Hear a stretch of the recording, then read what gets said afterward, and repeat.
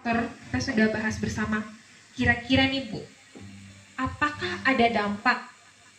Jangan sampai ada anak-anak muda yang sudah terjatuh, yang sudah terlanjur ya Bu. Ada nggak sih dampak fisik dan psikisnya yang bakal dia terima gitu, konsekuensinya?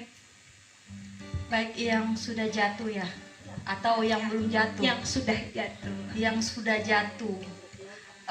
Sebenarnya kita bisa belajar banyak dari video tadi yang sudah ditampilkan, bahwa secara fisik mungkin tidak terlalu kelihatan dampaknya, atau bisa dia lari ke arah yang lebih berbahaya sebenarnya, di mana kebanyakan kasus adalah risiko bunuh diri.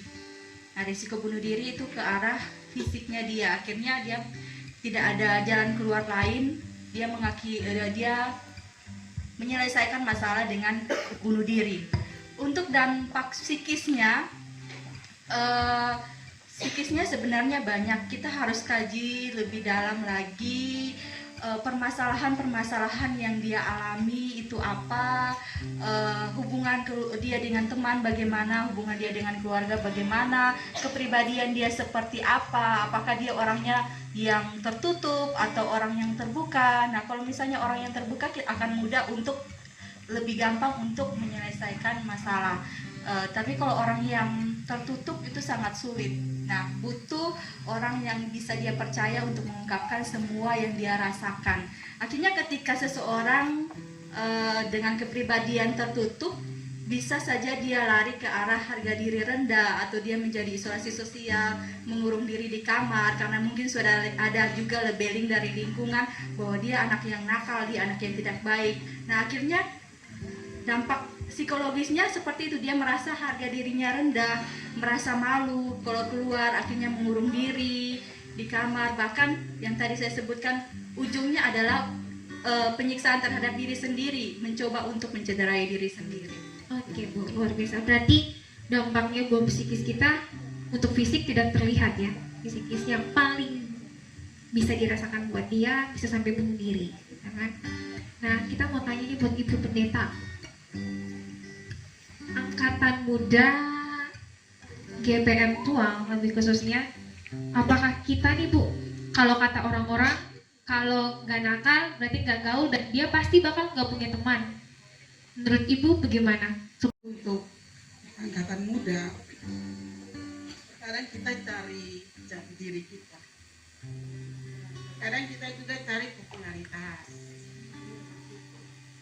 Tapi sebagai seorang pemuda gereja, ketika mau cari jati dirinya atau ketika mau cari popularitasnya, sebenarnya yang mau dibilang bahwa tidak ada anak muda yang nakal ya.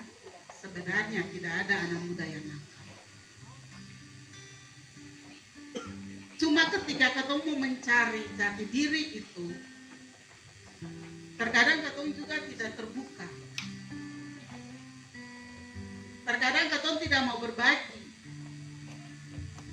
seorang dengan yang lain. Kalau kita mau berbagi seorang dengan yang lain, ketemu bisa saling topang, bisa saling dukung. Ya, ketemu ini anak muda, pemuda gereja, ketemu satu. Ya, satu susah berarti ketemu semua susah. Ya, satu senang berarti ketemu semua senang. Nah, karena itu intinya cuma satu. Tidak ada anak muda yang nakal. Kalau dia mencari identitas dirinya adalah, pertama dia cari dulu identitas diri bersama dengan Tuhan Yesus. Kalau dia mencari identitas dirinya bersama dengan Tuhan Yesus, berarti figur Yesus itu tidak hanya soal namanya, tapi figur Yesus itu soal sifatnya, soal perbuatannya. Itu yang akan menjadi contoh bagi atau teladan bagi pemuda dalam langkah. Itu yang pertama, dia harus mencari identitas diri bersama dengan Yesus.